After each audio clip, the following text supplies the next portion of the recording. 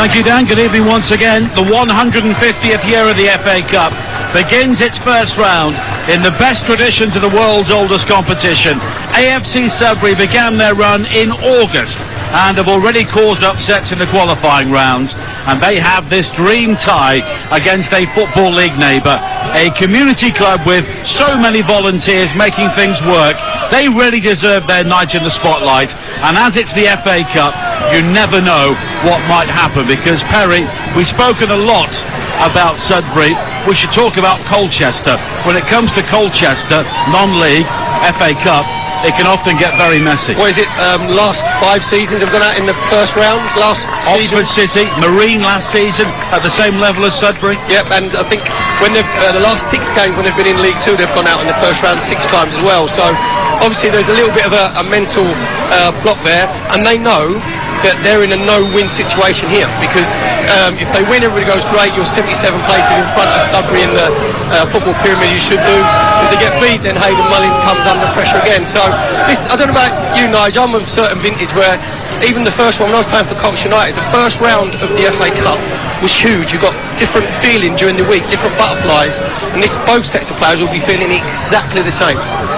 A reminder of the two sides again. It is the same Sudbury team which caused a surprise, beating a side from 2 divisions higher than them, Dorking in the 4th qualifying round. It is Blunkel in goal, the 18-year-old, Keys, Grimwood, Turner and Harris the back 4, Nyazazo, O'Malley, Frimpong and Andrews in midfield. And the Frimpong, you can hear Christian Frimpong, the brother of Emmanuel Frimpong, the former Arsenal player. Shaw and Temple are in attack. Colchester, George in goal. Shamadou and Clampin have been brought in as 2 fullbacks. Chambers and Eastman at the heart of their defence. Chilvers, Scoos and Wyadu in midfield, with Jasper and Dobra alongside Freddie Sears. And AFC Sudbury, who usually play in front of crowds of around 250 here, have just under 2,000 here tonight. The Cambridge, or rather the Colchester fans, are away to our right-hand side, and they have seen their team embarrassed on so many occasions in recent years. AFC Sudbury in their gold shirts with blue trim, blue shorts and gold socks, and Colchester in their pale green away strip, black shorts and black socks. It really is a no-win situation for them beyond taking their place in the FA Cup second round, beating a team so many places, so many leagues beneath them. But there is real expectation here on the Suffolk-Essex border that there could be an FA Cup shock to start the first round weekend. Both sets of players take the knee before kick-off, and there is applause on all 4 sides of Kingsmarsh, and the players pick themselves up from the 3G pitch, and the FA Cup first round weekend is underway here across the TalkSport network. There will be shocks, there will be glory, and will it happen here in Sudbury tonight? Colchester attacking from right to left in the first half as we look out from a balcony just above the main bar here in what is a very smart clubhouse at Kingsmarsh. And we are very close to the goal, which AFC Sudbury will be attacking in the first half. Effectively, Colchester are kicking away from us and looking to cause some problems. Wiradu with the ball up towards the edge of the penalty area. It is hacked away, but quickly returned towards the edge of the box. Dobra looks to control. It's fired in towards goal, almost breaks back to Dobra on the edge of the penalty area, but it's initially cleared away as a firework goes off on the far side, and then there is a very strong challenge. Wiring in on the far side is the left back, Rhys Harris, and he has conceded a free kick for Colchester by the corner flag down their right. It's good play by Sylvester Jasper on the right hand side, very quick feet, just whipping it past Rhys Harris, and that was a I'm going to let you know you're here, this is the first round of the FA Cup and you're on our patch. Tackle from Rhys Harris, quite rightly James Bell, the referee's given a free kick, dangerous position for Colchester over on the right. Sylvester Jasper on loan from Fulham. You don't tend to get that sort of challenge in the Championship or the Premier League, but it's a free kick for Colchester on the far side there, right, whipped high in towards the near post, flicked on. There was confusion inside the 6-yard area. It was Tom Eastman who headed the ball towards goal initially, but it scrambled clear, and now Sudbury will try and break themselves on this near side, and they win a free kick. Their main striker, Shane Temple, has been bowled over by Noah Childers, and it's the first opportunity for the side from the Isthmian League North to pump the ball forward towards the Colchester penalty area with just under 2 minutes played here on TalkSport 2, and it's AFC Sudbury 0, Colchester 0. Just wondering how Sudbury would line up. We thought Lewis O'Malley might play in the centre. We thought he's actually started off at centre back, so Sudbury have got in their 4-2-3-1 system with Frimpong and Turner sort of the holding midfield players. And Lewis O'Malley, 19 years of age, 20 tomorrow. The captain scored the clinching goal in the fourth qualifying round win against Dorking, which was a real upset in the grand scheme of things. The free kick high into the area. George comes. He's lost it. It's scrambled away by Childers. Fired towards goal. Blocked on the edge of the 6-yard area. Bodies from both sets of players go tumbling inside the box.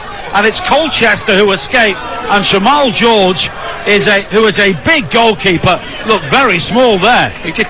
He looked a little bit too loose, to be fair, Nige, as he's come out. It was a decent ball in from Reece Harris from this right-hand side of his left foot. I thought it was a bit too floated round about the penalty spot. And Jamal George's starting position was good, so he's come out, and the two centre-halves, Chambers and Eastman, would think, oh, they'll want my goal to come out.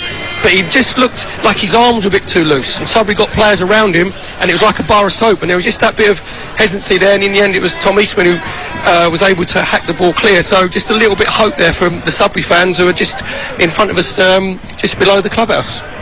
And the bar is almost empty behind us here, but they are stood 6 or 7 deep beneath us here on the touchline. Not too much room around the pitch here, which of course is an artificial surface, as it's brought clear on this near side by Ryan Clampin, but very quickly the challenge comes in from a player who is very quick, Marley Andrews, and it will be a throw in to Colchester. And both sets of players at the moment are going in for some fairly hefty challenges, typical of the FA Cup. As Dobra bowls over Frimpong, and it will be a free kick for Sudbury, midway inside their own half. AFC Sudbury beginning their run on the 21st of August in the preliminary round. They won 2-1 at Cockfosters. The crowd was 118. Very different scene here tonight. They've also beaten Putin United, Stowmarket, which would have been another local derby, Cheshunt, who are in a higher division, and Dorking, who were top of National League South when they beat them. That was a real surprise, and they came from behind to win by 3-1. There were just over 800 people there for that game, but more than double that here tonight. The biggest crowd that Kingsmarsh has ever seen. As a free kick will be taken by AFC Sudbury, high up towards the edge of the penalty area. It's flicked on in towards the box, but just beyond Temple, and it's gathered by George. But on this near side, the Zimbabwean player, Cruz Narazayo, already looks to be a real prospect.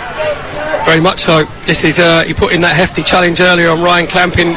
Might be an artificial pitch, but there's no artificial challenge going in. Just look at Sudbury again. Looks like O'Malley's just gone back into midfield, and it's Jamie Shaw who's gone back, who can play as a centre forward, but he's gone back to play as a centre half. Yeah, Jamie Shaw, who was a big unit, wearing number 9, but playing in the back 4 at the moment. AFC Sudbury are numbered 1 to 11 here. Of course, it is bonfire night, and there's a spectacular display going on behind the trees on the far side as Dobra comes forward now for Colchester, wide to this near side, the cross into the penalty area. Sears with a header which is blocked. There's more confusion inside the box for AFC Sudbury. It's fired back across the penalty area. A Colchester player goes down. There were appeals for a penalty. It's then lost by the goalkeeper, Blunkel, and eventually the whistle goes to some relief for AFC Sudbury. Yeah, good little bit of pressure down this left-hand side from Colchester. Decent ball in from Ryan Clampin. Colchester just couldn't get the first header. Sylvester Jasper just trying to make the first contact. It was actually too much head movement from him, Nige. Whereas he keeps his head nice and still, then he redirects the ball. Lucky enough for Sudbury, they managed to get the second ball, and the ball went out of play for a goal kick for Sudbury. 6 minutes played, 0-0 here at Kingsmarsh.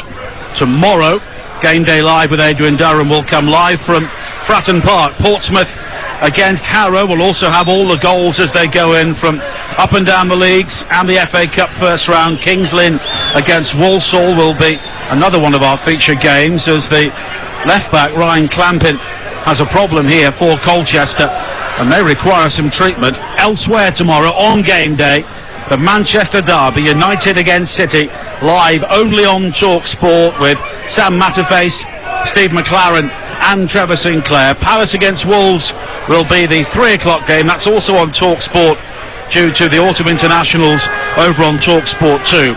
And Brighton against Newcastle will be the 5:30 kick-off as well. And then it's the international break, and we'll be featuring Colchester on Tuesday evening as well in the Papa John's Trophy. Another local derby for them. Very different surroundings at Portman Road against Ipswich. But there could be a problem here for Ryan Clampin.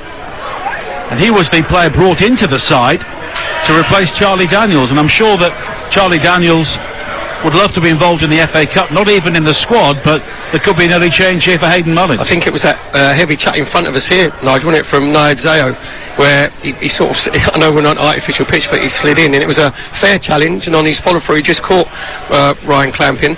So I think he's just struggling with his ankle at the moment. Just getting a bit of treatment from the physio. Just hesitantly walking off the pitch. I think he's going to be okay. It's probably one of them where the physio say, look, it's a knock. We're going to have to see if you can run it off. And the two technical areas are over on the far side. We have two very smart stands on both sides of the ground. There's also a television gantry on the far side. The rest of the ground is terracing, covered at either end. The Colchester fans are away to our right-hand side. And it really is absolutely packed. This is what the FA Cup is all about. People often talk about its relevance in modern day football, but at this level, for these clubs, for so many clubs, it remains hugely relevant. And this is a financial lifeline for AFC Sudbury, a very well run club. They are making more money tonight than they would make in an entire season normally. That's how big this game is for them. Nigel, just looking over at the far side from us, Ryan Clampin, who's sort of... Well, here was an opportunity for AFC Sudbury. The ball in from Temple is blocked. Temple with a shot deflected across the face of goal, and it's turned aside by George, just behind Nayad Zayo. Had the ball spun more kindly for him, it would have been an empty net. There's excellent play from Temple over on the left-hand side, just cutting in on his right foot. In the end, it was a good save from Jamal George. Just managed to palm the ball away, and he got two good hands on it. He said there, because Nayad Zayo was just loitering Nigel on the edge of the 6-yard box for a tap-in. Just the first bit of pressure from Sudbury. And we just mentioned earlier with Ryan Clampin, who walked off. His body language didn't look great. It looked like there was just a massive committee meeting with all the Colchester United staff, and obviously Hayden Mullins, Alex Dyer there, and it looks like they're trying to persuade Ryan Clampin to go up, but I don't think he's going to carry on, Nigel. I think he's actually sort of ruled himself out. Noah Chilvers is filling in as the left back at the moment. One of the players who has come through the academy at Colchester, but they have so many former Ipswich players in their team these days. The central defensive pairing, Luke Chambers and Tom Eastman, Cole Scoos as well at the heart of midfield, and Freddie Sears up front. And Armando Dobra, the Albanian under-21 international, is currently on loan from Portman Road. But there will be a change made. But here is Sears on the move for Colchester into the penalty area. Fires in a shot, blocked well by Blunkell at the near post, and it's scrambled away on the far side for a throw-in to Colchester. And the change is about to be made. And it's Clampin who is going off. And it's Cameron Cox who is coming on to replace him. Welsh under-21 international. He is on loan from Solihull Moors in the National League, and he was part of the Solihull side which beat Scunthorpe in the first round last season before they lost out in a very good game away to Morecambe after extra time. And he will come on, but there will be a reshuffle here for Colchester. Cox at the moment is operating on the left-hand side as they try and break into the penalty area, but it's cleared away again, and the teenager, Shane Temple, will clear and chase. He scored in the fourth qualifying round victory against Dartford, and he is somebody who a number of clubs are looking at, and having seen him when he walked in, he clearly knows it. Now Dobra, wide to this near side, looking for the player who has just come on, Cox, and it's out of play, and it will be a throw-in to AFC Sudbury. And Perry Groves, 11 minutes played. The team in the 8th tier are well in this game. They will be delighted, Rick Andrews and Angelo Harrop, the management team of AFC Sudbury, because they've acquitted themselves very well. They haven't paid Colchester United any respect. There's been some hefty challenge going in, although Colchester have had the best chance with Freddie Shears being released by Shamadou, which was an excellent ball from the right back position. And we talked about Josh Blunkel in obviously goal for AFC Sudbury. That will do his comms world of good, because that was a really sharp save down to his right hand side at his near post. And talking to Danny Potter, the goalkeeping coach, before kick-off, he said he doesn't lack confidence, and having watched the video of the fourth qualifying round win against Dorking, he was absolutely magnificent. Yeah, he's a very confident lad. He's a big lad. Nigel would think he's about probably 6'2". Obviously he's got to grow into his body, but his communication's good, so that save would have done him his confidence the world of good. Now a shot fired into the penalty area. Wiradu, 6 yards out, tries to divert the effort from Dobra towards goal, and it's another brilliant save by Blunkel, and the teenager is really making a name for himself at the moment as Temple comes forward now at the other end for Sudbury. Needs support, tries to just drop it off and leave it for Turner, but in the end there wasn't enough on the pass, and it's recovered by Colchester. Yeah, Wiradu should score there as the shots come in. He's unmarked, 8 yards out, takes it first time. Fantastic save low down to his left from Josh Blunkel there. That's his second big save in in 2 minutes to keep his side in this at 0-0. Nearly 14 minutes played on TalkSport 2. Live and exclusive national radio commentary here on the FA Cup first round, the first tie of such a big weekend in the football calendar for the lower divisions and the non-league fraternity. And there is a significant sum of money available for both sides if they win this game, as Dobra brings the ball down superbly for Colchester, breaks into the penalty area, left-hand side. Wiradu with a shot, jabbed towards goal. It was deflected behind, was it? No, it's a goal kick. Another really good chance for the former Charlton youngster. Yes, in the end it was really good defensive play from Christian Frimpong there. As you're the holding midfield player, you've got to make sure that you get out, get back and help your centre halves as the ball's been just whipped across the 6-yard box. Christian Frimpong made sure that he got there first, and he's got a lucky little ricochet that's gone off for a goal kick for Sudbury. Well, Brendan Wiradu only has one previous career goal, which came against Tranmere in League 2 back in March, but he should have had 2 already here tonight with 15 minutes played. Yeah, that one there, I think if you take it with his left foot as it comes across from the left-hand side, he tries to let it roll across his body, and that gives Frimpong the chance to get back and just sort of nip it off his toe. The artificial pitch gleaming here under the lights, which have only recently been installed, and a couple of the players for AFC Sudbury were slightly surprised by their brightness when they arrived at the game. I was talking to James Shaw, the central defender, and he said he won't see the ball. He's not used to it. They often play in the shadows in non-league football down at this level in more ways than one, as once again hard working on this near side. Now Zaya wins it back, but then it's given away by AFC Sudbury, and it's a smart run forward from Jasper up towards the edge of the area, but Frimpong with an excellent challenge to win the ball back, and now he will try and orchestrate the move forward. Nyazayo on this near side, then clip forward over the top, looking for O'Malley, and the experience of Luke Chambers, now 36 years of age, will bring the ball down for Colchester. Of course, he spent so much of his career in the Championship with Forest and then Ipswich. It's his first season in League 2 for 16 years. And at the moment, Colchester are towards the wrong end of it. 17th. They've only scored 12 goals in 15 games. And their only win in their last 7 matches was against the bottom club Scunthorpe last week. And they've not won away from home since a long trip to Holker Street when they beat Barrow on the 10th of September, so confidence must be fairly fragile, Perry. Yeah, very much so. I think it's out of their 18 games they've played this season, they haven't scored in 50% of them. So, and we've just seen there, Wiradou's had 2 excellent chances which he hasn't taken. So they just need to be a little bit more clinical. Freddie Sears had a chance earlier which was brilliantly saved by Josh Blunkel in the Sudbury goal, but the game's just sort of settled down a little bit, and Colchester United are just starting to dominate a bit of possession. Sudbury just dropping a little bit deeper into mainly like a 4-5-1 formation, just trying to make sure they can't leave any spaces for Colchester to try and exploit. And it's Chambers who's got time to carry the ball forward, but he's now given the ball away. Frimpong now looking for Temple on halfway. Excellent ball in field from Temple again to find Matthews on the halfway line for AFC Sudbury. They look to this near side, and there is plenty of space for the right back Keys to bring it forward, and then a tumble as both Cox and Liadado go for the ball, and Liadzeo was looking for the free kick but nothing given, but it is a throw-in for AFC Sudbury.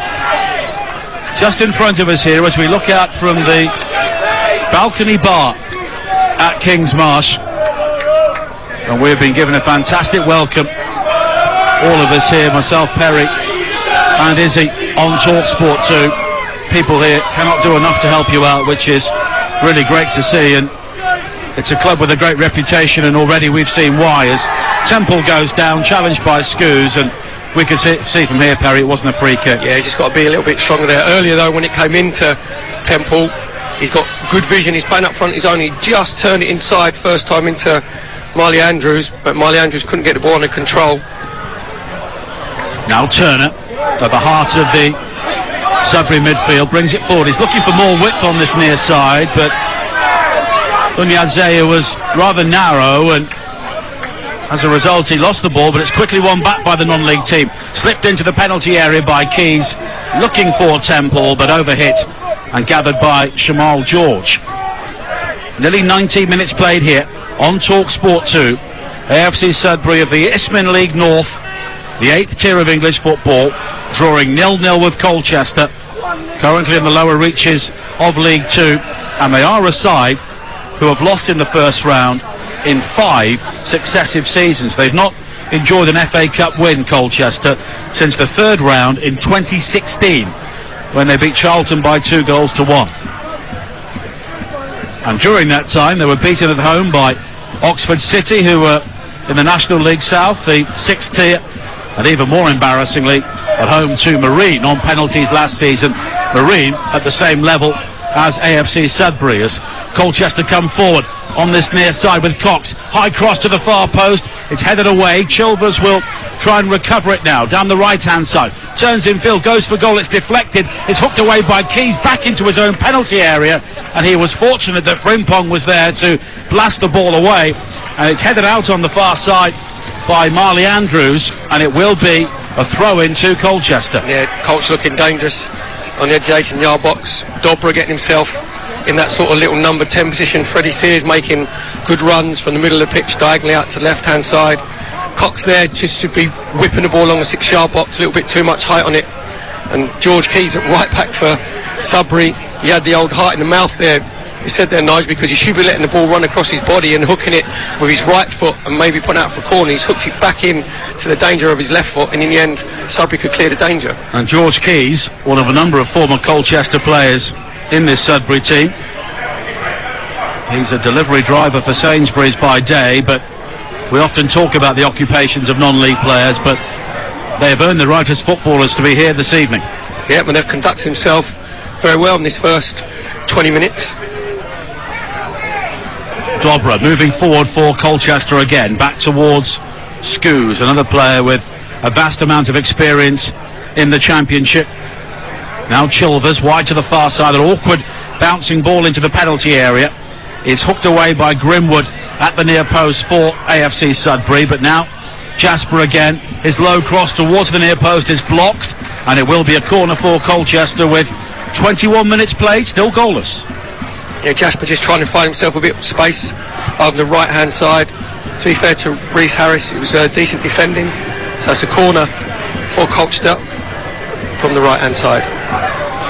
And everybody is back for AFC Sudbury. It's deep and it's headed across the face of goal. It's brought down well by Dobra, who lays it back wide towards the far side again, and Jasper. He can attack the byline, fires it low in. It's bobbled by the goalkeeper at the near post. In the end, it was a half-decent save, and it's dug out wide on the far side by AFC Sudbury. But once again, Blunkel making the save, but almost presenting the chance to Sears deep inside the area. Now Jasper in towards Sears again. He turns, but it's brilliant defending inside the penalty area by Shaw, blocking at the near post, and Sudbury will clear.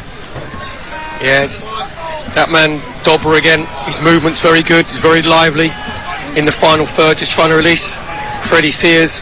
Got his right footed shot where he said it was Harris coming sliding in just to avert the danger. Now Jasper coming in field onto his left foot, fires in the shot, blocked by Frimpong on the edge of the penalty area, and it's brought clear by AFC Sudbury. The ball forward looking for Temple, almost spins into his path via a deflection, but Scoos coming back to win it back for Colchester, all the way back towards Shamal George, and the former Bristol City and Ipswich player will bring it forward now for Colchester. Once again, they are creating all the chances, but rather like the fourth qualifying round tie involving AFC Sudbury against Dorking. So far, Blunkel is having a very good evening. Now Sears in his second spell at Colchester, the former West Ham youngster. Scoos forward to this near side again, and Dobra, who does well to hold off Keys and find Wiradu, and then a challenge comes in on the far side from Andrews, and the ball has been won back quickly by AFC Sudbury. Temple lays it back wide towards Andrews again on the far side, who rather leaps into the challenge, concedes a free kick, and a possibility there for AFC Sudbury comes to nothing. It was good play by Andrews and Reece Harris initially, but they just need to settle down, Sudbury, when they've been under pressure for the last sort of 10 minutes. Colchester probing, say, around that 18-yard box, but they're in Sudbury, get themselves in possession. Because they're working so hard, Nige, out of possession, then they look a little bit tired. They've just got to sort of calm themselves down a bit, because they can't string 2 or 3 passes together at the moment, and they keep giving the ball away, giving the ball back to Colchester. A card may have been shown there to Marley Andrews. He did rather launch himself into the challenge. And we welcome listeners from Talk Sport to Kingsmarsh here on the Suffolk-Essex borders in the FA Cup first round. It is AFC Sudbury 0, Colchester 0, the home side from the 8th tier of English football. Colchester currently 17th in League 2, and already the 18-year-old goalkeeper Josh Blunkel has made 3 or 4 fine saves for Sudbury to keep the match on level terms, as Sylvester Jasper launches a high ball into the penalty area for Colchester, and it's headed behind by Joe Grimwood, and it will be a corner to the League 2 side. A former Colchester player, Perry Groves, is alongside me, and at the moment Sudbury are doing well to hang on. Yeah, they just started to sit a little bit deeper. The first sort of 7-8 minutes was very lively, a lot of hefty challenges going in, but Colchester started to dominate. Now Jasper from a short corner, he's been fouled, but the shot is swung in from the edge of the penalty area from Chilvers, and once again it's a really good save from Josh Blunkel. Excellent hands from young Josh Blunkel. Just a decent first time shot from Noah Chilvers, middle of the 18-yard box, and he's just hit it with his right foot. Maybe not started outside the post enough, but I have to say, Josh Blunkel, he's just turned 18, Nige, and he looks very, very confident. He's pulled off excellent saves from Wiradu and Freddie Sears. They're sort of low down to the left-hand side. That was just really good hands. Unazeu was fouled on this near side by Cox, and a free kick will be given to AFC Sudbury, and it's their best attacking moment of the game so far. On this near side, down the right, and the Zimbabwe-born player Cruz Unazeu looks to be their best route to goal, Perry. He's very physical, Unazeu. Obviously he gave Ryan Clampin a heavy challenge. He's had to go off. Cox has come on in this left-back position. He uses his body very well. He uses his shoulder there. And on this right-hand side, just in front of us, where we're high up in, obviously, the bar area, it'll be Reece Harris going to whip the ball in with his left foot. Very good deliveries with his left foot, Reece Harris. So he just wants to be whipping this one. Make sure you miss the first man and get it round about the penalty spot. See if you can make Jamal George and the Colchester goal make a decision. Reece Harris scored with a free kick in the fourth qualifying round win against Dorking. And he will take the free kick here. Just below us, as we look out from the bar at Kingsmarsh. The free kick in towards the near post, headed away by Cole Scholes. And commentary continues from the bar on TalkSport 2. Good game so far, 26 minutes played.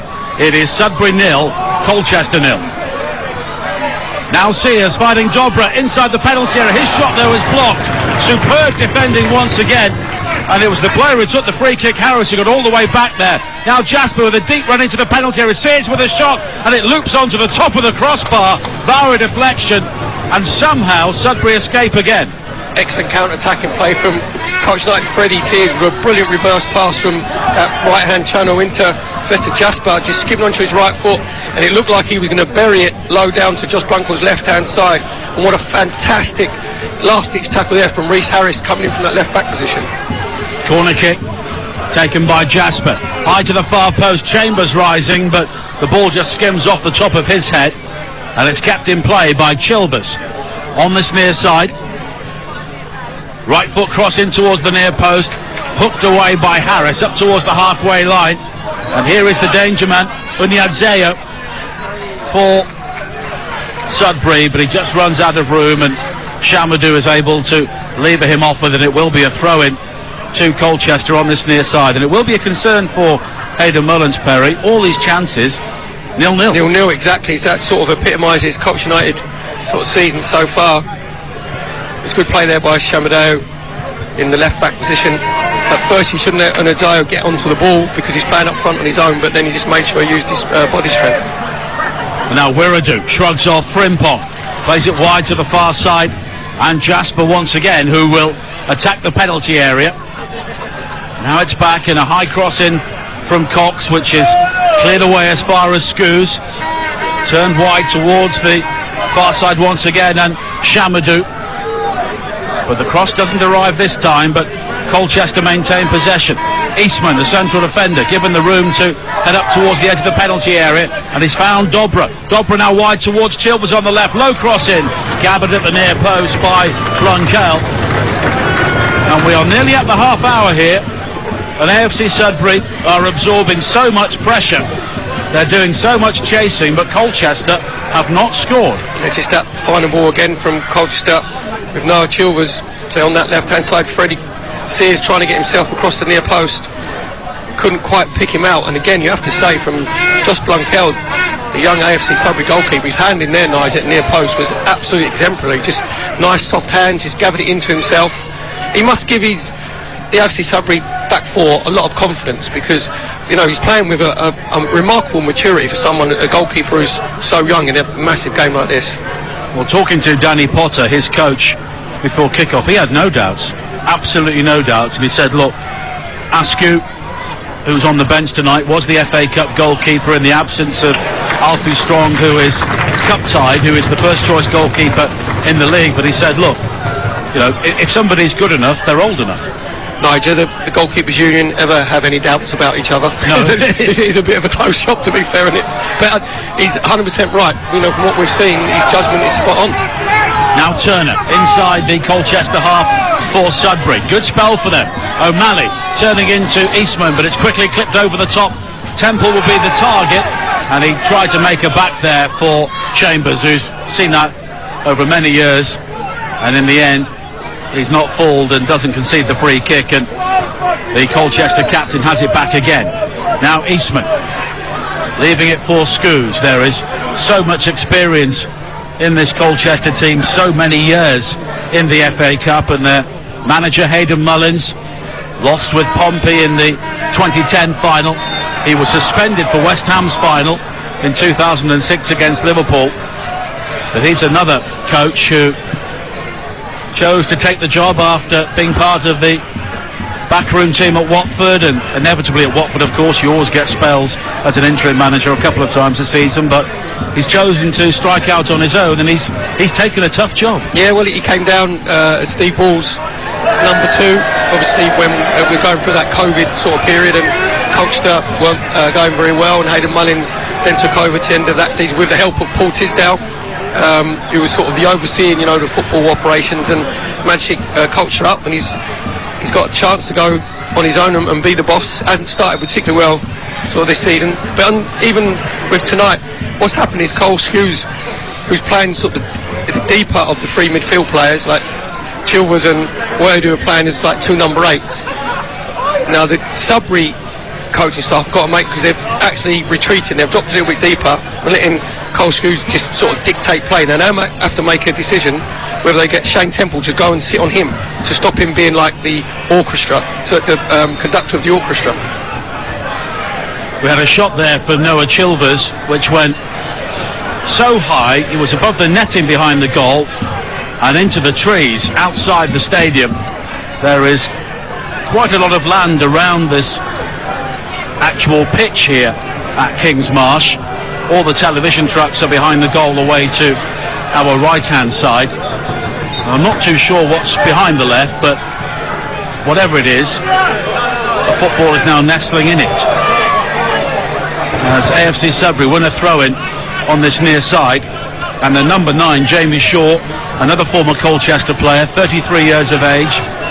It's fair to say he has a fuller figure, and even on a bitterly cold night, his shirt is absolutely drenched with sweat. Now O'Malley allows the ball to bounce on this near side, hooked away by Cox. O'Malley almost wins it back, but now Chilvers will clear, long downfield, but it's taken down by the left back Harris. He's got the opportunity to play in Andrews down the far side, and George there, the goalkeeper, was herring outside his penalty area, but in the end he retreated, and it's a good job he did, because Colchester were able to clear. But when Sudbury have got the ball forward, Shamal George has shown one or two signs of fallibility. Yeah, it just looks like he's a little bit hesitant at the moment, and you can understand. I said earlier, Sudbury giving the ball away, and all they're trying to do now is get it into the channels to give Shane Temple something to go and chase. But to be fair, that time it was good defensive play from Luke Chambers, just making sure that he goes and stands in that right channel. Now Chambers wide on the far side to Shamadou.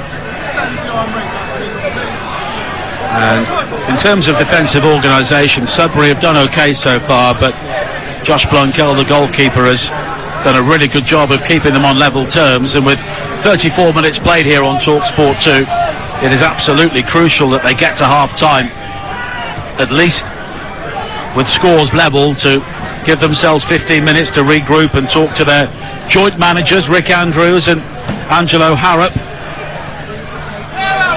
The Scoos turns on this near side, wide towards Cox. Cox will look to go beyond Unazeu, clips it into the area looking for Dobra, but it's covered well, and Frimpong does well to slide in, avoids conceding the corner, and it will be a throw into Colchester by the corner flag on this near side there left. And we can just crane our necks and look out of the bar window here to see what's happening. As Chilvers now with a high cross into the penalty area, it's flicked towards the far post and it's turned in. And it's Wiradu who has scored for Colchester, and finally their pressure has paid. The high ball into the penalty area, Sudbury failed to deal with the flick on, and it was Brendan Wiradu who scores his first FA Cup goal, and there'll be some relief for Colchester because they lead at AFC Sudbury by a goal to nil. Yeah, it's just the ball in from the left hand side, just whipped in right footed, just a little flick on at the near post, and it just completely took Josh Blunkel out of the equation in the goal for Sudbury, and it was Wiradu on the far post. In the end, he's just got a simple tap in from 2 or 3 yards. The goal was coming nice, to be fair, because Culture were gradually putting AFC Sudbury under a little bit of pressure. But it was good build-up play from Culture on their right-hand side. Excellent crossing from Chilvers with his right foot, little flick on at the near post, and Wiradu just getting away from his marker, Reece Harris, at the far post, who was ball watching a little bit. And you have to say, Colchester do deserve to go 1-0 in front. Yeah, it was Jake Turner, the Sudbury midfielder, who just flicked the ball across his own penalty area. I think had he left it, his goalkeeper may have claimed it, but Wiradu anticipated well, and a couple of Sudbury players were left standing. Wiradu was on the move, and it's Colchester who lead here by a goal to nil. And we have to say the goal has been coming, Perry. Very much so. Yeah, Colchester have been on top. So Sudbury were just retreating deeper and deeper.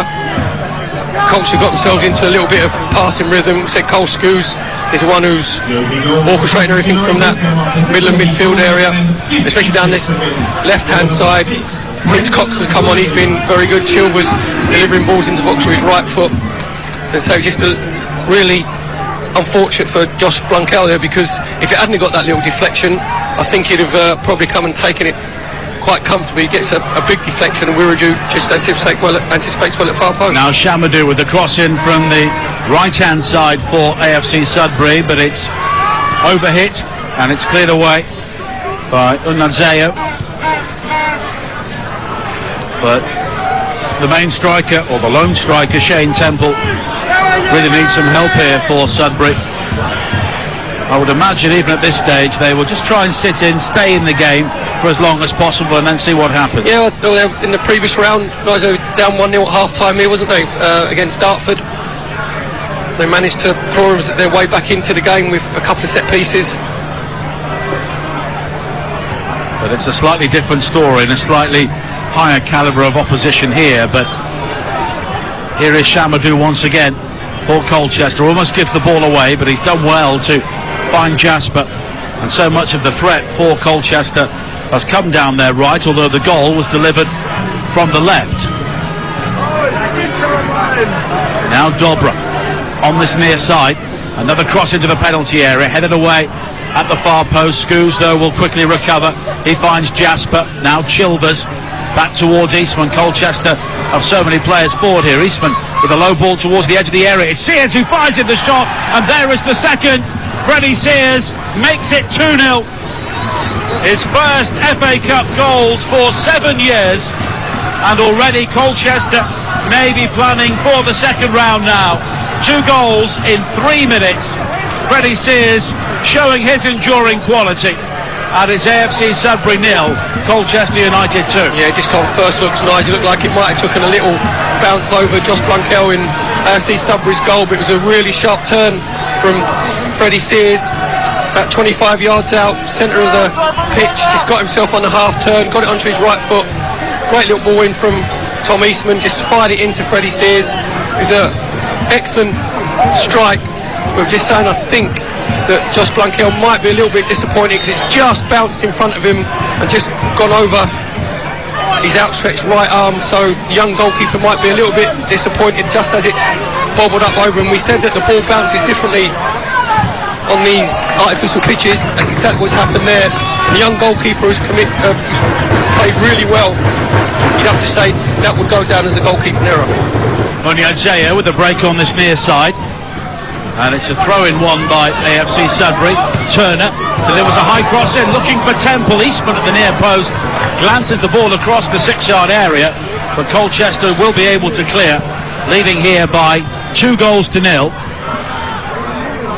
And it's been a good job so far by the League 2 team. Of course, they could be possibly complacent coming to a side so far down the league pyramid, but so far they have got the job done. They lead by 2 goals to 0. And AFC Sudbury have a long way back as Frimpong launches it wide to this near side, and Onyadzeu, he's got support from Shaw. Shaw now can turn in field to pull down the channel for O'Malley, who takes it down well. Wide to the right-hand side and Keys. Onyadzeu. Back to Shaw again, and it's the first time in the game really that AFC Sudbury have enjoyed some possession inside the Colchester half as Shaw shrugs off Chilvers, plays it wide to the far side, and Andrews, he comes inside, fires a shot towards goal. It's a couple of yards wide, but it's AFC Sudbury's first shot towards goal from any sort of distance. Yeah, it's a really good play from Jamie Shaw, just released himself from the centre-half position, just firing out to the left-hand side to Marley Andrews, getting it coming inside onto his right foot. Didn't really have the courage of his convictions, missed the target, and Jamal George just watch it go harmlessly wide. Now Sears again inside the area, left-hand side, turns in field. That support from Dobra, laid back towards Scoos, wide towards Dobra again, who held his run. He fires a shot in, A left-footed curler, but high over the angle. But Colchester already seeking a third goal. And you have to say, Perry, looking behind us, since that second goal went in, the bar has got a good deal fuller. Well, it's just like being at the theatre. I think you have to put your orders in before, don't you? Just to make sure at the interval that you've got your little little cluster of pints laid out for you with your name on it. Sudbury have acquitted themselves well, but to be fair, Colchester's attitude has been good. Apart from the first 8 to 10 minutes, which was fairly even, Colchester's totally dominated this game. So Cole Screws is the one who's been getting himself on the ball, and now Colchester looks like they've started to enjoy himself. I have to say, with Freddie Sears, his finish was decent. It was a good strike. Runkel should be doing a bit better, but his runs, Freddie Sears' runs are excellent. When you're playing up front in the three, you've got to make sure you're the one who's always threatening behind. So it's been Grimwood and Jamie Shaw haven't really been sure of where Freddie Sears is, because he's always on their shoulder, always looking to get in the channels. And he's always been a clever player, and I think in League Two he's possibly playing beneath the level he could be. Yeah, his movement's very good. He's always been very sharp, obviously. Was up the road at Ipswich Town, had a decent career there, and now he just looks like he's really enjoying his football. Frimpong on the edge of the area, leaves Scoos on the artificial turf, and Scoos just has a look towards the assistant on this near side and questions whether there should have been a free kick, but Colchester have the ball anyway with Jasper. Back towards Shamadou. Don't forget game day on Talk Sport tomorrow. The Manchester derby at 12:30. Palace against Wolves at 3. Brighton against Newcastle at 5:30. All live on Talk Sport with the Autumn Nations Rugby on Talk Sport 2. The next football on Tuesday evening here. Papa John's Trophy. Colchester in action once again as they win a free kick for a challenge on Cox on this near side, away to Ipswich. Then on Friday, a double bill of International World Cup qualifiers. England against Albania, live from Wembley on TalkSport. Moldova against Scotland, 5 o'clock kickoff here on TalkSport 2. A win for Scotland, they will be guaranteed pretty much a playoff place. And then next Saturday, the North London derby in the Women's Super League, Spurs against Arsenal at 1:30 on TalkSport 2. And there'll be a League One commentary following that at 3 o'clock with Manchester City against Chelsea. More action from the WSL on Sunday at 3 o'clock, and San Marino against England will be the action on TalkSport on Monday night at 7:45 as Colchester win a free kick here in the final minute of the first half, leading by 2-0 on TalkSport 2 in the FA Cup first round. And it's difficult to make a case for AFC Sudbury coming back into this game as things stand, but basically they have to score the next goal in the tie should there be one. Yeah, just looking even at this sort of early stage, we've only just come up to half time, they're just looking a little bit leggy, AFC Sudbury, and it's because they've been doing a lot of chasing. Their team shake's been good, but just that little sort of the step up in levels, that little bit of concentration. They haven't been able to get themselves on the ball, to get themselves a rest. This linesman in front of us, bless him, he's been taking, he must have an ear like an African elephant at the end of this half. Well, Tom Eastman, apologies if you heard his language there, gave him a right. For no reason. Why isn't he booked for that? To be fair for the linesman, he should be calling James Bell, the referee, over, because it's been Tom Eastman and Cole Schoos have been constantly on at the linesman in front of us, and I don't know about you, I can't remember him making the wrong decision in anything that he's done. Colchester almost give the ball away midway inside their own half, and it was Cole Schoos, and now it's Gallen on this near side, and he has been fouled, and it will be a free kick. Cox was the player who caught him, and it's a free kick on this near side in the final seconds of the 45 minutes. There will be a minimum of 4 more minutes here at the end of the first half on TalkSport 2 with AFC Sudbury trailing by 2-0. That's amazing. Cox has just put Anazao on his back by pushing him basically with 2 hands in his back, and he's just given our mate, the lines in front of us, a verbal volley, and it should be like, you just fouled him. right in front of me. What am I supposed to do? It was a ridiculous challenge, actually, and Cox has put his Colchester United team under a lot of pressure unnecessarily. Rhys Harris will take the free kick, and they can whip this ball in, left-footed once again. A goal before half-time would transform the atmosphere inside this stadium, and also in both dressing rooms. Harris with the free kick, and George initially waited and then claimed a couple of yards in front of his goal. Excellent delivery in from Rhys Harris, ripping it in with his left foot. You need to get someone across Jamal George there, because he's actually taking it at waist height, where if you get someone in across him at the near post, then that causes him all sorts of problems. And we should say as well that players abusing the officials is not something which is exclusive to Colchester United. Well, the linesmen especially seem to take a bit of at all levels. A bashing at all, exactly, yeah. So we're just a little bit unnecessary. I didn't see what Eastman was actually on about. He actually got his throw-in from the linesman in front of us. Jayo looks to flick the ball on, but there was nobody in support. Frimpong, with the use of the shoulder, directs it into the path of Shaw on this near side. Frimpong again, but he believes he was caught by Wiradou, and the referee has given the free kick to Sudbury. And I have to say, I thought it was just a case of the Colchester player being a bit quicker in speed of thought there. But it's a free kick, and we still have 90 seconds of added time at the end of the first half here. Well, just the last chance.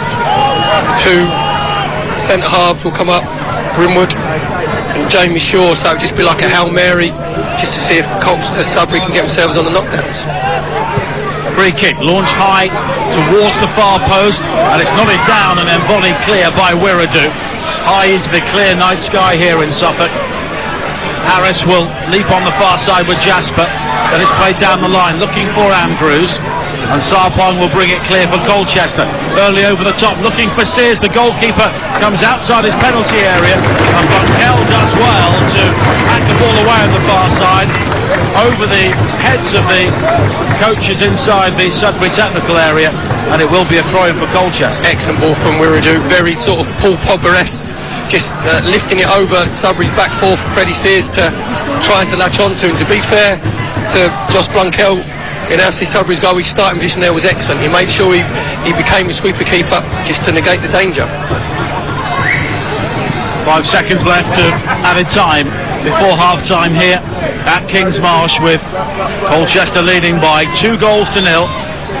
And that is half-time. And it says so much about the game that Josh Bunkell, the AFC Sudbury goalkeeper, has been their best player by some distance so far. He kept Colchester at bay for over half an hour, but 2 goals in 3 minutes from Brendan Wiradou and Freddie Sears put Colchester in control. And really, you have to believe in the magic of the FA Cup to think that AFC Sudbury will find a way back into this tie. At half-time, it is AFC Sudbury 0, Colchester United 2. Thank you, Dan. And really, AFC Sudbury lead a large dose of FA Cup magic to come back into this game. No changes made by either side at half-time. Sudbury get the second half underway in the yellow and blue, and Colchester in the dark green and black away strip. The team for AFC Sudbury, Bunkell in goal. He had a fine first half. Keys, Grimwood, Turner and Harris. Bunyazayo, O'Malley, Frimpong and Andrews, Shaw and Temple. The Colchester team, George in goal, Shamadou, Chambers, Eastman and Cox, who came on for the injured Clampin early on in the game. Chilvers, Scoos and Wiradou in midfield, Jasper, Sears and Dobra in attack.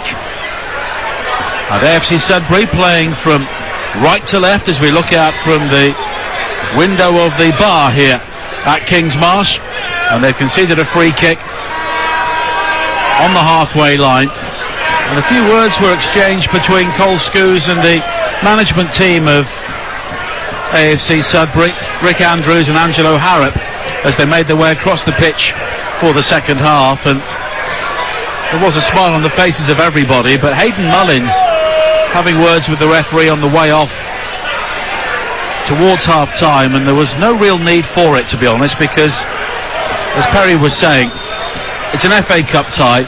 If it was Colchester against a Premier League team, they will be doing exactly what AFC Sudbury are trying to do. The Colts had an excellent run in the League Cup, didn't they, a couple of seasons ago? Beat Spurs at, I think it was the Western Homes Stadium, now the Job Serve Stadium, drew Crystal Palace away. And in both games, quite rightly, Colchester were very physical, just to put, obviously, what they think is a big-time Charlie's coming down, to their patch. So I have no idea what Hayden Mullins was moaning about, because James Bell, the referee, has actually refereed the game very, very well. And the yellow card has been shown here to Shane Temple, the striker for AFC Sudbury. Free kick's been given to Colchester, and he did go in rather late on Eastman as he cleared the ball downfield on the halfway line. The boot was raised, and no real issues about that decision either. But here is O'Malley finding Frimpong for Sudbury, and O'Malley again goes for goal. It ricochets off the back of Eastman, loops towards the edge of the penalty area. It's flicked on. Frimpong is looking to chase onto it, headed forward by Turner, glanced on towards Andrews inside the area, but it's hooked away on this near side, and it's cleared away by Chambers. But AFC Sudbury have it back again. Unadzeo, he goes down, so too does Shaw, but no free kick has been given, and now there's an opportunity for Colchester to break right down the centre. Here is Dobra, twisting and turning away from Shaw on the edge of the penalty area. It's still Armando Dobra. He's got Jasper in space to the right. Jasper now can deliver a ball in, but he rides the challenge of Harris. Shows too much of it though to the AFC Sudbury defence, and they will bring the ball clear up to the halfway line, looking for Temple, but again the challenge coming in from Scoos, and it's funneled all the way back towards Shamal George, who is defending the Colchester goal away to our left. Good break from Colch United. Wiraju just bringing the ball majestically through the middle of the pitch, and he figured out a better quality of his ball to his left hand side into Dobra. Then Dobra's in and away behind Sudbury's back four, but he just put it behind him, and that just took the momentum out of their attack. Jasper on this near side for Colchester, wide towards Shamadou. His cross in, looking for Dobra, who nods it down. Wiradu inside the area, just forced wide to the left hand side by Keys, but Colchester maintain possession. It's Dobra now, left corner of the box once again, twisting and turning, looking for the space to deliver the shot, but it's back to Jasper. Now Scoos, and Colchester just looking to work AFC Sudbury once again, and there was an overlap on the far side, and they were in down the left, but Cox overran the ball coming forward from fullback, and it's behind for a goal kick. It's a brilliant play down left hand side from Wiraju, just a little reverse pass to Cameron Cox, and then just as he took a bad touch, he was going to look down at the pitch and go, oh no, actually no, it's a 3G pitch, I can't blame the surface, and he sort of threw himself to the floor. But just earlier on, Dobra got himself into a great position on the left-hand side of the box, and he's very, very good technically. He's got good feet, but sometimes he tends to just take that one touch too many, where he should be just getting his shot away with his right foot, and then he takes another touch, and then again it enables the Sudbury back four just to get a bit closer to him. Now a free kick's been given to Colchester once again on the far side, just in front of the two technical areas. Sudbury currently fourth in the Isthmian League Division 1 North. They've only lost once this season, winning 6 and drawing the other. Currently fourth in the table, but they have a big fixture backlog coming up, and that's one of the issues which comes with having a prolonged FA Cup run if you're a non-league team. Sears now on the far side. He's got support from Cox, swings the cross in, but it's cleared at the far post by Andrews. Up to the halfway line, Temple will chase, but he's heavily outnumbered, and Chambers will allow the ball to drift out of play. The league they play in covers a fairly wide geographical area in the east and southeast. Dereham in Norfolk is the furthest north, and Sudbury are to the north of most clubs which are based around the Thames estuary. Younger listeners may be familiar with #United. They play in the same league as AFC Sudbury, and Maldon and Tiptree as well, who enjoyed a great win against Orient in the FA Cup a couple of years ago. Canvey Island are currently top of the league. They've had their FA Cup moments as well. Have you heard of #United? I have now. Does that make me down with the kids? Yes. Great. You are officially down with the kids. You mentioned Dereham there. They're the only team to beat Sudbury here this season. and Sudbury's home ground, and it's my brother-in-law actually, Adam Gustafson, runs Dereham, and he was the one who was able to give me a little bit of a lowdown on the Sudbury players, and he said they will commit themselves, they will be focused, and he was 100% right. Yeah, having seen the notes that he gave to you, which were very helpful, he's been absolutely spot on with every player so far. Well, it's nice to have someone in the family that actually knows what he's talking about, Nige, to be honest. So why isn't he here? Yeah, it's a good point. Why are you here? I'll get him next time. I'm joking. No, Perry was a really good player for Colchester back in the mid-1980s, and he must have made them a few quid as well.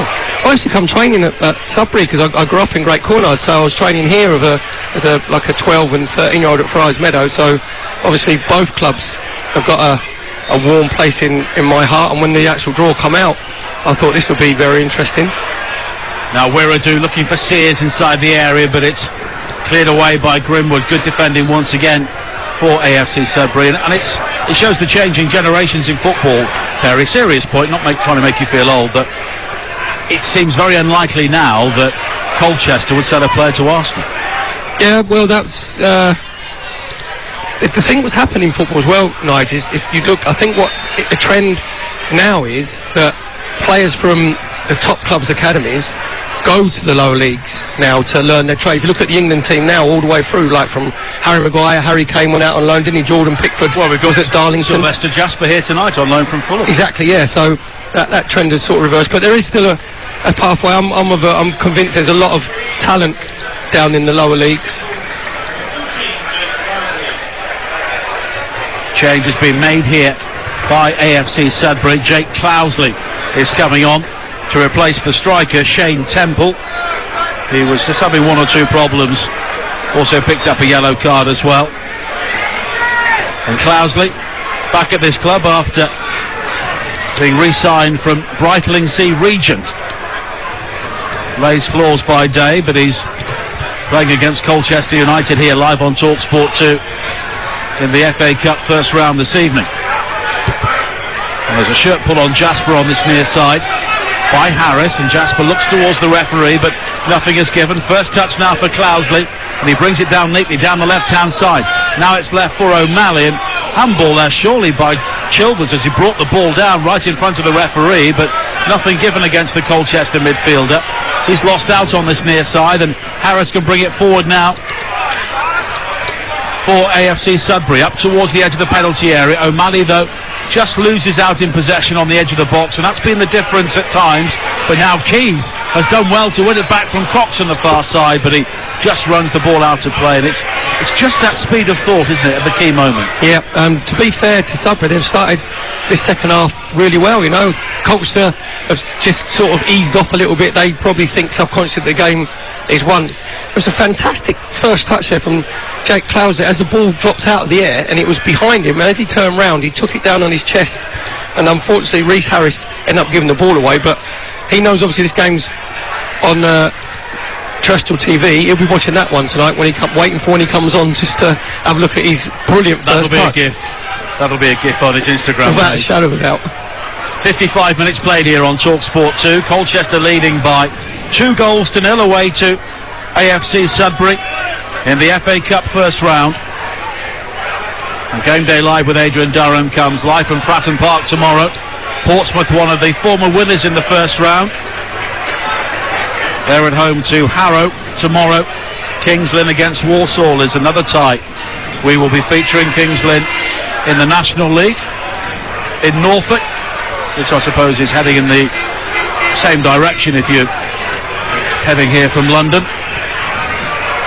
But Colchester's long run of failures in the FA Cup first round looks to be coming to an end here. But if Sudbury can score a goal, things could change. It just puts that little element of doubt into their minds. But as I say, Colchester just look like at the moment they're just having a little rest. Sudbury have started this second half very well, getting the ball forward nice and quickly. Haven't been able to really create a chance for themselves. And you say that the crowd is a little bit subdued as well, Nige, isn't it? They're all in the bar. They're all exactly. They're but even obviously the ones who've made their way back out around the pitch are just looking for a little something, you know, to shout about, a little bit of inspiration.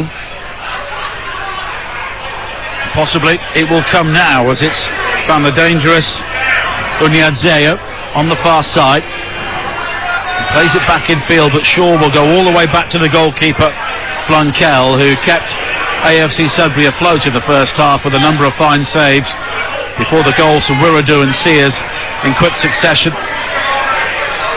Turner looks to launch it forward down the right hand side for AFC Sudbury, but it's deflected out of play in front of the stand on the far side, and it will be a throw-in for the non-league side. Launch long towards the corner flag, and there's distance on that throw-in. It's controlled by Turner, looks to bring the ball in field. Frimpong now wins it back, but Wiradoo in turn was strong in the challenge for Colchester. He now looks to take on a couple of players, but the ball just spins away from him on the artificial surface, and it will be a throw-in to Sudbury once again. It's into the path of Unyadzeo, but it spins away from him and out of play for a throw-in to Colchester with 57 minutes played. They lead 2-0, and here is Perry Groves. Just there on the throw-in there from George Keys into Unyadzeo, he just needs to sort of feed it into him, where he's thrown it like it's been shot out of a cannon. He didn't really give Unyadzeo much of a chance. He's close to the touchline. Just those sort of little details, just a little bit more sort of care on the way you're delivering the ball to your teammate. In the first half, Sudbury gave the ball away. That was more probably due to fatigue. And this is the second FA Cup tie to be played on this pitch this week. Last night, the youth team of AFC Sudbury lost to near neighbours Chelmsford in the Youth Cup. And this pitch is used every single day of the week. Of course, it's a community asset. Pub teams, school teams all get to use it.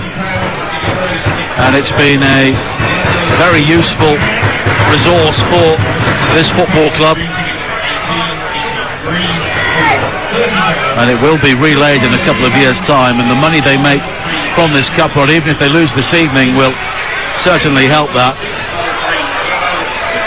They're guaranteed to take at least £80,000 from this FA Cup run, which at the top level wouldn't buy you Cristiano Ronaldo's big toe, but if you're in the Isthmian League North Division 1, Perry, that's big bucks. It consolidates your future, you know, and for another season. Exactly, yeah. And as you said there, the pitch was all self-funded as well, you know, so their fundraising is excellent. So their academy system here is very, very good. They've got an educational system that goes along with it as well. Where we're commentating from is a fantastic building. It is, yeah. The clubhouse, say behind us, a lot of the supporters here have decided to sort of stay and get themselves nice and refreshed. And you said there, the floodlights in non-league sort of standard, say the floodlights are normally a little bit sort of dimmer than what they are now, but it's that the ground is lit up absolutely perfectly. And there's some treatment here for a AFC Sudbury player on the near side, so you're missing nothing. And it's the midfielder Jake Turner who's just been led off towards this near side, but it is a free kick for AFC Sudbury.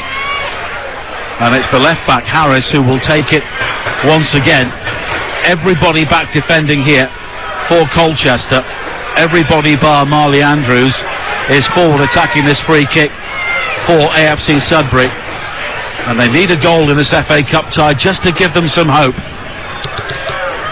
Andrews swirls it high towards the far post. It's headed away though again. Colchester have defended those well. Jasper will try and take on Reese, and he's gone beyond him. And Sylvester again looks a very good runner in possession, but he's given the ball away as he tried to find Sears. It's lifted towards Cloudesley down the left-hand side for AFC Sudbury. Andrews makes the run into the penalty area towards the near post, but the lack of precision on the pass just carries the ball behind, and it's a goal kick. Yeah, it's the right idea from Cloudesley on this sort of left-hand side. You said there it's a decent run from Andrews. It just overhit with his left foot and just end up running out of play. Just a little bit more care on that final pass. Blunkel comes outside his penalty area to clear. Closeley tries to flick the ball in field. There was some shirt pulling going on there, but the flag is raised for offside against AFC Sudbury, and it will be a free kick. 61 minutes played here on TalkSport 2. AFC Sudbury 0, Colchester United 2 in the FA Cup first round, the start of another huge weekend of football across the TalkSport network. Game day tomorrow, 12:30, the Manchester Derby from Old Trafford, with Reshman Chowdhury, Sam Matterface, Steve McLaren and Trevor Sinclair. Palace against Wolves with Perry and Ian Danta at 3 o'clock as Dobra comes forward again now for Colchester into the area from the left. Then it's laid back out wide to Shamadou. High cross in from him towards the far post is overhit again, but Cox will try and keep the ball in play. Now Dobra sways away from one challenge. Low shot towards the near post is gathered well by Blunkel.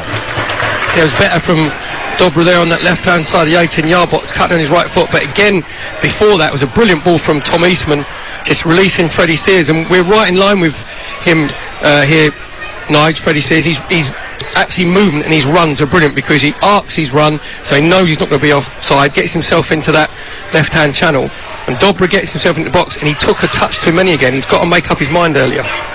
Now Wiradu bursting into the penalty area down the left, and the crossing is deflected behind, and it will be a corner for Colchester. They're attacking the end of the ground, which has their supporters behind it to our right. That was Wiradu getting himself down that left-hand side, and Sudbury starting to look very weary themselves because there was a 4v2 situation there, and Wiradu couldn't quite pick out the right pass. Corner is played short, and Sylvester again looking to trick his way into the area, but Rhys Harris just jabs out a leg and sends it behind. And Sylvester is clearly a player of considerable talent, Perry, but is he offering enough in terms of delivery? It's just that final ball.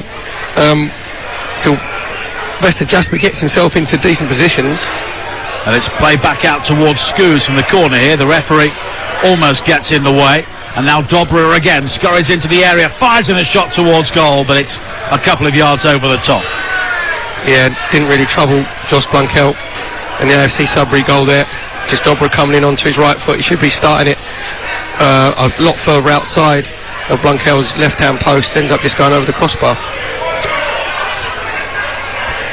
Colchester, of course, do have their place in FA Cup folklore when they beat Leeds, the great Leeds team back in 1971. Ray Crawford, who was a veteran, signed from Ipswich, scored a couple of goals, and I'm sure when you were at the club, Perry, that was the sort of day they always talked about. Always talked about it, yeah. I think Ted Phillips was playing as well. An old teammate of mine, Mickey Cook, I think was 13th man, and Dick Graham was the manager of Colchester United at the time. He said there it was a star-studded Leeds United team that came down to Lower Road, and Colchester actually blitzed. I think they went 3-0 up and then was hanging on by the skin of teeth at the end. It was one of the great FA Cup shocks. Now Jasper is fouled on this near side, and he falls onto the apron of the pitch, looks up and looks into the eyes of a couple of hundred AFC Sudbury supporters who've got absolutely no sympathy for him whatsoever. But it will be a free kick for Colchester. 65 minutes played on TalkSport 2, leading by 2-0, and it looks as though they will be the first team into the second round draw, which takes place on Monday evening. And there is FA Cup football right across the weekend, and we'll cover it across the TalkSport network. And we'll have more commentary action from the second round, which is the first weekend in December, as Colchester win another free kick on the far side, and you can just see that couple of yards of extra pace that every player has, and that's the difference, isn't it? Yeah, very much. Just the fitness will come into play. Also, we've got 25 minutes to go, and Sudbury's effort is still there, the intention is still there, but they can't quite get themselves close enough to the Colchester United players to close them down. Just a little instant there as Colchester played out from the back. It went to Luke Chambers, out to Eastman, and out to Cameron Cox on the left-hand side. And you can tell the Sudbury players wanted to go and engage them, but they just couldn't physically get there. In the end, Colchester make their way down the left-hand side and get themselves a free kick. Free kick whipped high into the penalty area, looking for Sears, but it's over his head, and it's cleared away by O'Malley. Cloudesley now will control on the halfway line for AFC Sudbury, but the ball in field is behind O'Malley, and Colchester quickly win it back. Sears was taken down by Shaw, but the free kick has been given for the second challenge on Cruz Unadzayo, and it will be a free kick for AFC Sudbury. And as Perry was saying earlier on, the crowd here, which is 8 times the average, have just gone a bit quiet. There was so much excitement and anticipation coming into this game, and whatever happens, they will always remember this night, but they would like to see a goal and maybe like to see a bit more jeopardy in the final 20 minutes or so. Free kick played long downfield by Blunkel, hooked towards the edge of the area, but in the end Shamal George will come out and claim right on the edge of the box, and he has not really had a shot to save. That's all been quite comfortable in this second half for Colchester. They've just eased off a little bit. They played with greater intensity in the first half, moved the ball a little bit quicker, but now for them it's just probably about the game management, making sure they don't make any silly mistakes to let Sudbury back into the game. Sudbury heading out of their second cup competition in a matter of weeks. They lost 3-0 at Brentwood in the FA Trophy last week, which is their usual route towards a potential Wembley final. I'm talking to somebody involved at the club. They basically lost because nobody wanted to make a challenge and missed this game. But here is O'Malley coming forward now. Was he fouled by Scoos? He was.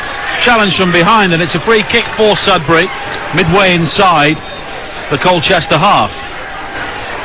Yes, good play initially from Jamie Shaw in sort of the centre half position, because he was 1v1 with Wiriju. Made sure that he stood his ground, stayed on his feet, used his ample body really well just to shoulder Wiriju off the ball, and then played it into O'Malley. Excellent drive and run through the middle of the pitch, and Cole Screws had to bring him down. So this is where, if they're going to get themselves back into this game, Nigel, this is where it's going to come from. They've got a free kick in the sort of right-hand channel, probably 40 yards out from goal. Make sure you get a decent delivery. Marley Andrews is coming off for AFC Sudbury, a slow trudge towards the touchline for him. And it's Luke Hipkin who will be coming on. Another former Colchester player, still only 18 years of age, scored the winner in the third qualifying round against Cheshunt, a team who were in a higher division than AFC Sudbury, but they have been the giant killers in the previous 2 qualifying rounds. And Andrews started the game well, but he's not really had the service as an attacking player. Hipkin, the player who has come on, and it's a free kick here, which will be taken by Rhys Harris.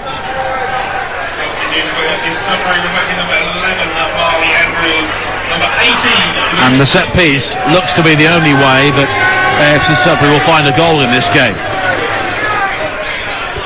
Is this the moment for them with 20 minutes to play? Harris just looks to play the ball in, then he dummies it, then he does whip it into the 6-yard area, and there is the chance, and it's wide from Frimpong, a free header 4 yards out, and he failed to hit the target. He has to score, Nigel. He's 3-4 yards out, he's got a free header, brilliant free kick routine involving Jake Turner and Rhys Harris, where Jake Turner pretends he's going to take the free kick, then he stops, Rhys Harris runs past it, just holds everybody up, then Rhys Harris turns around, whips it in with his left foot, Frimpong loses his marker, and again, just make sure that you redirect the header. There's miles too much body movement, too much head movement. If he just keeps his neck nice and stiff and redirects it back across Jamal George, he scores. That's the only way it looks like Sudbury are going to get back into this game. They have to take those sort of chances. But it's still 2-0 to Colchester into the final 20 minutes here. And Shamadou, the 17-year-old, plays it forward for Colchester, but it's quickly cut out. Charging forward up from the back is Grimwood, and he had an option wide, Hipkin to the right, but the pass never found him. And now Wiriju, with players out of position, can play it forward now for Colchester, and there was a break into the area from Dobra, and a good recovery challenge made by Keys at the expense of a corner. Fantastic recovery challenge there from George Keys. Corner is played short very quickly. They're not really set for it, and there is the third goal, and it's an outstanding goal as well. Sylvester Jasper curling in from wide out on the left-hand side over the head of Josh Blunkel, and the Ipswich and the Fulham loanee settles this game for Colchester. There'll be no shock here in Suffolk tonight It is AFC Sudbury 0, Colchester 3. Yeah, Sudbury just gone to sleep in the corner over on the left-hand side, and I was pretty sort of critical of Colchester overplaying, and taking one touch too many. Didn't happen that time. Absolutely fantastic individual goal, just picking the ball up from the short corner, just bending it over Blunkel's outstretched left hand. Excellent strike from Dobra. There's no stopping that at all. Young goalkeeper, no chance to say. Just Sudbury switching off. Jasper just looking up and bending it and just nestling in that far left side netting. Fantastic goal from Jasper. His second goal on loan from Fulham, as Colchester make changes. Cole Scoos and Armando Dobra are two of the players who have gone off. Frank Noble comes on. He will play up front, of course, the vastly experienced player, and Shea Cooper is the other player, 19-year-old, signed from the Spurs Academy. Did make an appearance in the Papa John's Trophy earlier this season, but this is first involvement beyond that. And we will be covering Colchester once again on Tuesday in the Papa John's Trophy, live on TalkSport 2, and they will be away to Ipswich. Live commentary from Portman Road on Tuesday evening, and Darren Ambrose, a player who has played for both clubs, will be alongside Ian Danter for that one, and Colchester, of course, will be the underdogs on that occasion. Now Shaw has moved up front for AFC Sudbury, but the game has gone, and that really is the FA Cup for you. A great chance at one end, the killer goal at the other. Frimpong misses a great chance from 3 or 4 yards. Should be putting Sudbury back in the game at 2-1. You said a minute goes by, short corner over on Colchester's left-hand side. Jasper picks the ball up and just bends an absolute weldy past Blunkel, gives him no chance. Unadzeo now just slips as he looks to break into the penalty area. Still plays a cross high towards the far post, and it's scrambled away. Colchester stretched for the first time in a long time. Here is Jasper, though, on the edge of his own area, very calmly, all the way back towards Shamal George. He launches downfield. 3-0 to Colchester with 16 minutes to play here on TalkSport 2 at the start of a huge weekend. All of the Autumn Nations Rugby Union exclusive to TalkSport 2. All the big guns in action as Colchester come forward again. A run into the penalty area on this near side from Mikulski, and it's guided behind, and it will be a corner. And those Colchester fans who may have come here with some trepidation, considering the FA Cup record of their team in recent years, can now look forward to a good weekend with their side heading towards the second round. Yeah, it's all been about their attitude. Their attitude's been excellent from the get-go. First 10 minutes was a little bit lively, a bit feisty, and was able to settle down to their passing rhythm. And the corner is flicked on by Wiradu, but AFC Sudbury will clear up to the halfway line, and there's a foul there shortly. Shamadou just pushing over the probably best outfield player for AFC Sudbury, Cruz Unadzeo, and it will be a free kick for the non-league side as one or two people begin to make their way home, those who aren't heading to the bar for the rest of the evening, with 15 minutes to play. 3-0 to Colchester, and they have done what they have had to do here. Rhys Harris is over the free kick, pinged high towards the far post, but it's nodded clear. As far as Cloudesley, he fires the shot and it's deflected, and there is the first save that Shamal George really has to make in the second half. Yeah, not a bad effort from Cloudesley, just getting onto his right foot, say little deflection, just took the sting out of the shot. Jamal George just able to gather it quite comfortably. Frank Noble is given the room to turn, another player in the Colchester team who has played in all 4 divisions, and his last FA Cup goal came in 2017 when Newport were enjoying a couple of great runs in the competition. It's flicked on by Shaw, and then headed towards the penalty area again by Unadzeo, but Safety first from Eastman, and it will be a throw-in to AFC Sudbury on the far side, with Colchester leading here by 3-0. And there will be no FA Cup shock here at King's Marsh this evening. It's a throw into the penalty area. It's flicked on by Shaw, but he got his angles all wrong and just glances it behind for a goal kick. But at this stage we often look at the finances, Perry, and they made £22,000 for getting this far. They get £50,000 from the broadcasters tonight, and also a fee for losing this game. So that's the plus point for Sudbury, isn't it? Apart from the whole occasion. Yeah, exactly. It had been sort of the buzz round Sudbury Town for the whole week. Everybody looking forward to it. And you said the money that you can get by getting through these rounds, the first round prop. Obviously, Sudbury played 6 games before this, won 5 of them, drew 1. So it'll be a night that the Sudbury players will be obviously disappointed that they haven't gone through and they've lost the game, but it'll be a night they remember for the rest of their careers. Dan Gilchrist has come on for them to replace Jamie Shaw. Gilchrist scored the opening goal of their run at Cockfosters in August in front of 118 people. And Sylvester Jasper is also making his way off for Colchester. He can look back on this day in a fine goal as well. And it's Luke Hannant, who was part of the Cambridge team which got promoted from League 2 last season. He has come on, and we have 12 minutes to play. Colchester leading 3-0, and they'll be very keen for a clean sheet here. They've not had too many of those in League 2 so far this season. Hannant, wide to this near side, and Cooper. And now Hannant has been given the room to turn. Just in front of us, plays it back towards Shamadou. And he's a young player who will have learnt a good deal here this evening as well. Only 17 years of age. Now Nouble, a player heading towards the other end of his career. And Colchester just happy to work the ball around.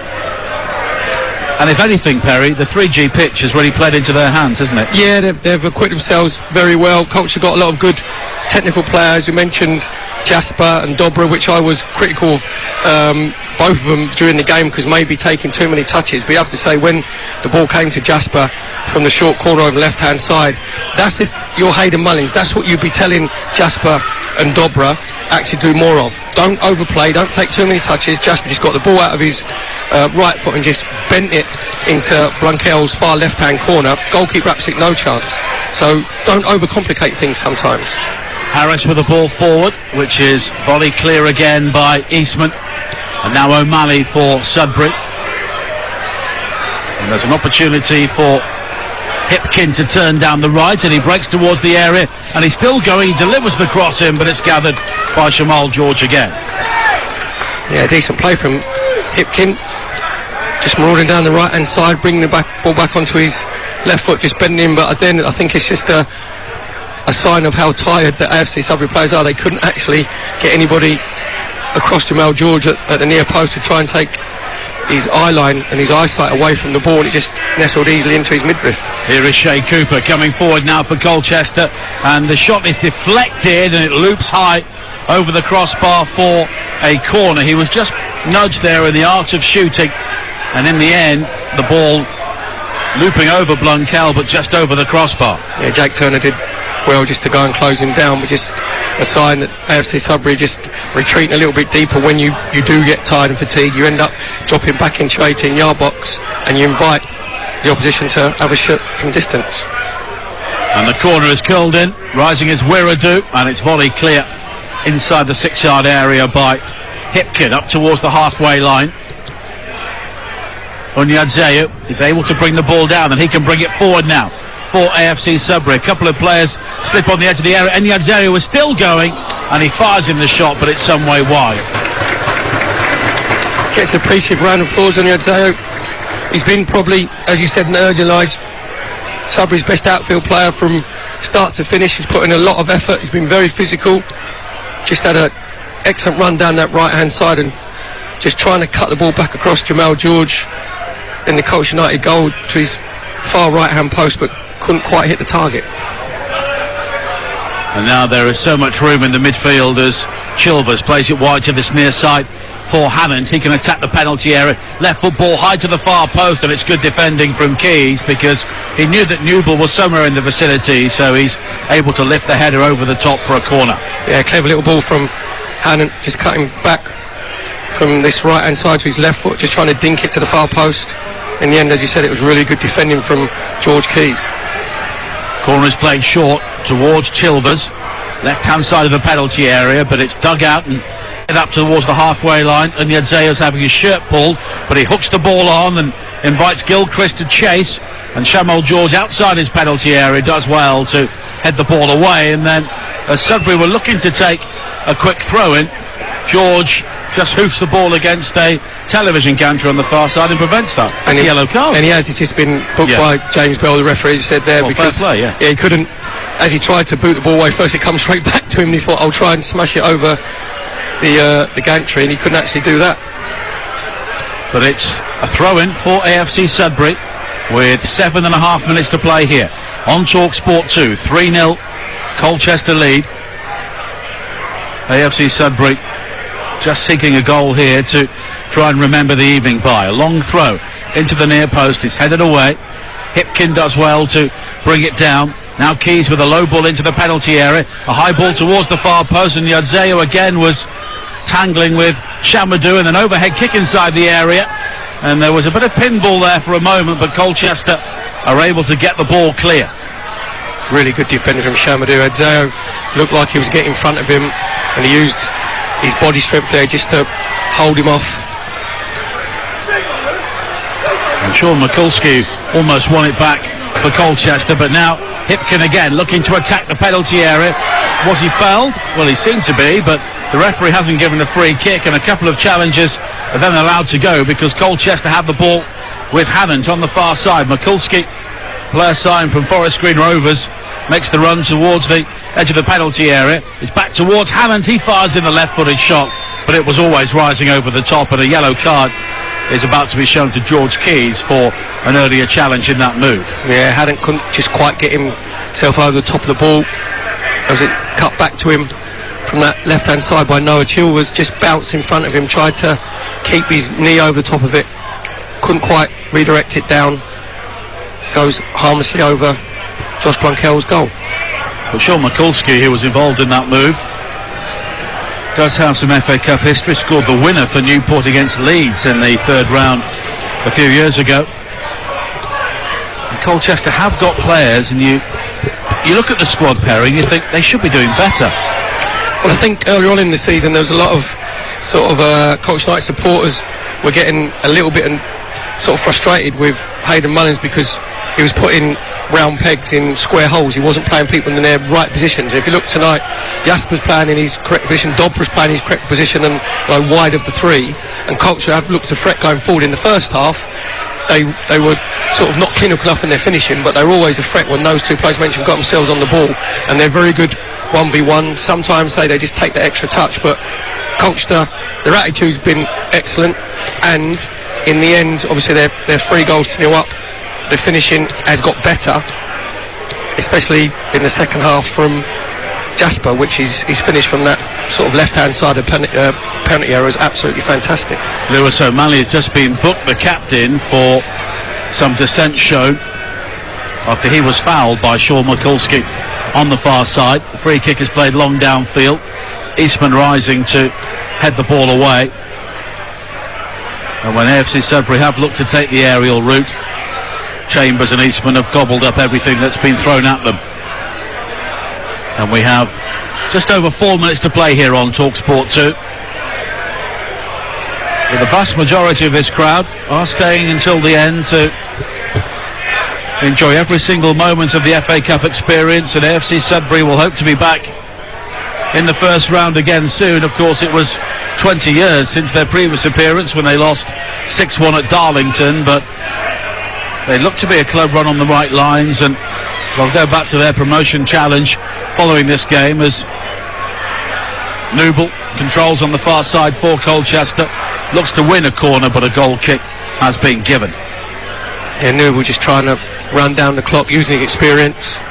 But to be fair again, George Keys did really well. Just made sure that he didn't take the bait and, go for the ricochet where he puts it off for a corner.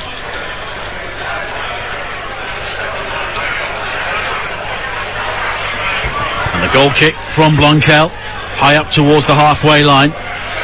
Newell again.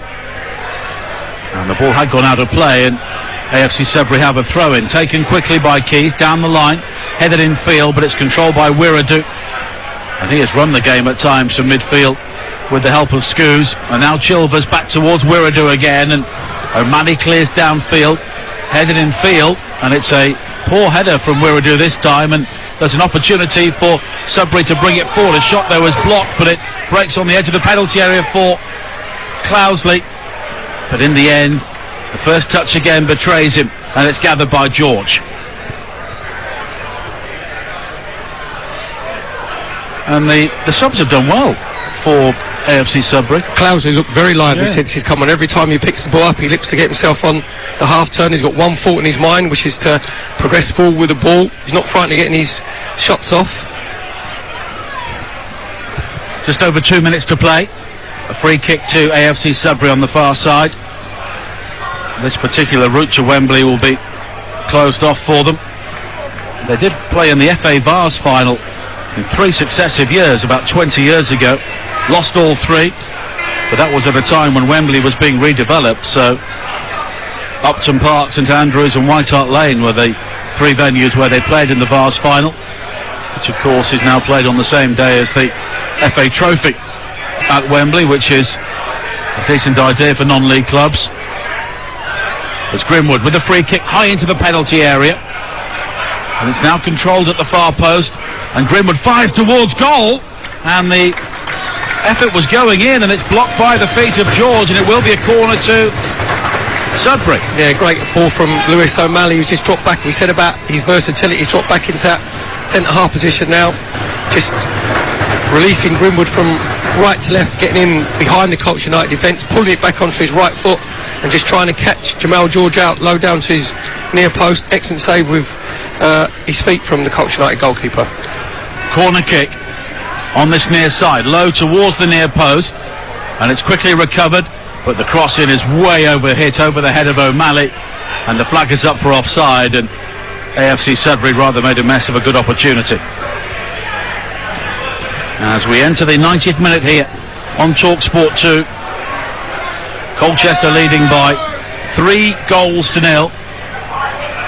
And there are some good ties coming up tomorrow. The prospect of FA Cup upsets will be featuring Harrow at Portsmouth. Game Day Live comes live from there with Adrian Durham. Banbury against Barrow was also a decent game. The tea time kick-off. Banbury unbeaten this season. They're in the 7th tier, playing a Barrow side who, of course, have only recently returned to the league themselves. And Colchester did have a couple of years in non-league at the start of the 1990s. But unlike many clubs at that level now, they recovered fairly quickly. Yeah, well, to be fair, it was my old teammate, Roy McDonough, who was the manager of Colchester. They won the non-league double, obviously winning the conference, the FA Trophy, and that's where a big rivalry started between Colchester United and Wycombe Wanderers. When Martin O'Neill was manager of Wycombe, Roy and Martin O'Neill didn't see eye to eye, so there's always a bit of needle when Colchester United played Wycombe Wanderers, and Wycombe Wanderers then won the non-league double the following season. And we're into a minimum of 5 added minutes at the end of this game. And one of the main goal scorers for Colchester when they came back into the league was Gary Bennett, and he went on to be Sudbury's record goal scorer later in his career. So there is a link between these two clubs. And the crowd here tonight confirmed as exactly 2,000, which is a record for Sudbury. I think they couldn't be bothered just to count the tickets and thought, oh, we'll say 2,000. We'll round it up. Well, I think they could have sold more, judging by the activity in the office when I arrived at the ground this afternoon. People were still calling up, and I think the Colchester chairman You told me, Yes. unable to come tonight. Yeah. Couldn't get a ticket. Now George with a clearance straight into his own penalty area. Here's an opportunity for Sudbury, but eventually it is scrambled away on this near side. Again, it's really sloppy there, isn't it, from Jamal George? He just hasn't looked like he's ended up going to come away, looks like, with a clean sheet, which was more by accident than design, because there, as the ball's rolled back to him, you can't exactly blame the bobble on this 3D pitch, and he's just sliced it completely. Long throw into the penalty area, comes to nothing. Here is Mikulski now for Colchester on this near side, looking to use his pace, but it's gathered by Blunkel inside the area. And when I spoke to Danny Potter, the goalkeeping coach, as he came into the ground, he was on his phone, and he said to me, I'm now getting calls from people I don't know asking for tickets. Got to take a chance, I suppose, haven't you? It's no need to be a no. Well, you hope that some of the people who don't usually come here will start following AFC Sudbury on a more regular basis in the league.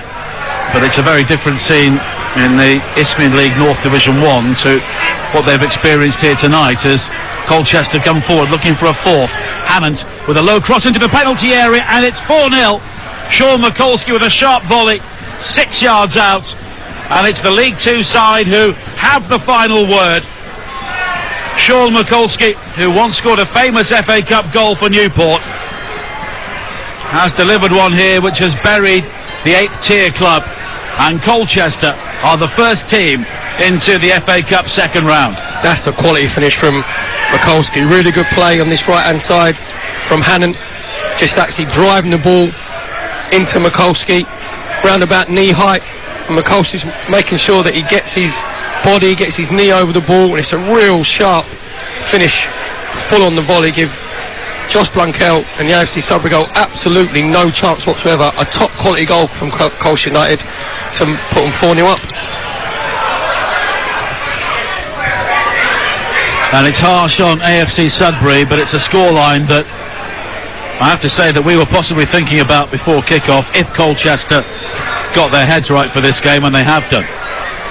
Yeah, again, it's just tiredness from AFC Sudbury, because... And it's quality as well, relative quality. I mean, when Colchester, if they ever get to play a Premier League team in this run, they'll have exactly the same issues that AFC Sudbury have had this evening. Yeah, definitely, because Reece Harris, playing at left-back, wanted to go and close Hannant down, but obviously he was just retreating. To be fair to Hannant, it was a real good delivery into Mikulski, just making sure that he kept the ball down on the cross, and Mikulski making sure that he actually kept the ball down on the volley. It was excellent technique. And it's a free kick for Colchester on this near side, as somebody chooses to end their evening by running onto the playing surface, which is all a bit unnecessary. And he's now been taken out of the ground beneath us by the scruff of the neck by one of the stewards. There's Frimpong for Sudbury, plays a high ball forward towards the edge of the area, and it's nodded down towards Grimwood, who from a very tight angle tries to fire towards goal, but it's too high. There is a Colchester player down, and it's Shamadou, the 17-year-old, on the edge of the area, and play will be halted deep into added time. Yeah, Shamadou looks like he just might have either twisted his knee, so he's just lying prone on the ground at the moment. Let's hope it's nothing too serious for the young man, because he's equipped himself very well tonight in that right back position. Well, he's flat out on the edge of the penalty area. Really, the referee could blow the full-time whistle now. Yeah, I think what's happened is, as he's gone up to challenge for the header, he's just come down and his leg's actually straight, so he's jarred his knee as he's landed on, obviously, this artificial surface. So it's just a bit of a jar, and I don't think it's anything too serious. Let's hope he's okay, because he's somebody that Colchester will be looking to the longer this season goes on, as they hope to climb up League 2. They're also enjoying an FA Cup victory for the first time since 2016. And he's just hobbling off towards this near side as more and more fans legitimately start to leave the stadium.